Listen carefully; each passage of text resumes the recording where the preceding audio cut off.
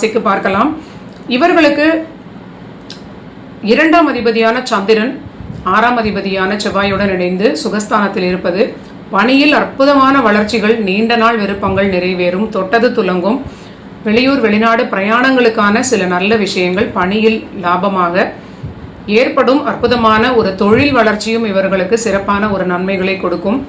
அதிர்ஷ்டத்தினால் திடீர் நன்மைகள், திடீரென்று சில நாடுகளில் விசாலாம் பார்த்தீங்கன்னா இந்த லாட்ரி சிஸ்டம் மூலியமாக கொடுப்பார்கள். அது போன்றவர்களுக்கு அந்த லாட்ரி மூலியமாக உங்களுக்கு இடமாற்றத்திற்குடைய விசா கிடைப்பதற்குரிய பாசிட்டிவான பலன்களாக இது நடக்கலாம் அப்படின்னு நீங்கள் உதாரணமாக எடுத்துக்கொள்ளலாம். ஆனால் தாய் தந்தையருடைய ஆரோக்கியத்தில் மிகுந்த அக்கறை தேவை. குடும்ப வாழ்வில் ஓரளவிற்கு கணவன் மனைவியிடையே ஒற்றுமை கூட சிறப்பாக இருக்கும் அப்படின்னே சொல்லலாம். குழந்தைகளுக்கும் நல்ல வளர்ச்சியாகவே மிதுன ராசிக்கு காட்டுகிறது. அடுத்தது கடகராசி நண்பர்களுக்கு பார்க்கலாம். இவர்களுடைய ராசிநாதன் 3ஆம் வீட்டில் இருக்கிறார்.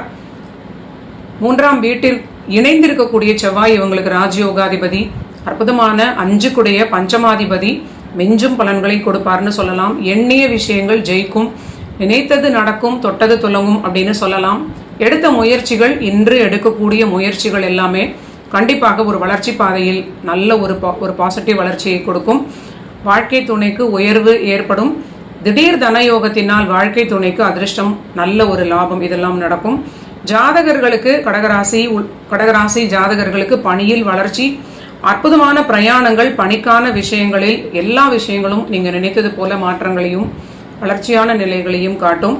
ஆனால் பணியிடத்தில் சற்று பொறுமையும் நிதானமும் ஓரளவுக்கு அனுசரிக்கக்கூடிய மனநிலையும் உங்களுக்கு மிகுந்த பாதுகாப்பை கொடுக்கும். அஷ்டமஸ்தானத்தோடு தொடர்பாக இருக்கக்கூடிய சனி ராகு உங்களுக்கு ஏதாவது ஒரு இரிட்டேஷன் வரலாம். பேச்சில் ரொம்ப கவனமாக இருப்பது.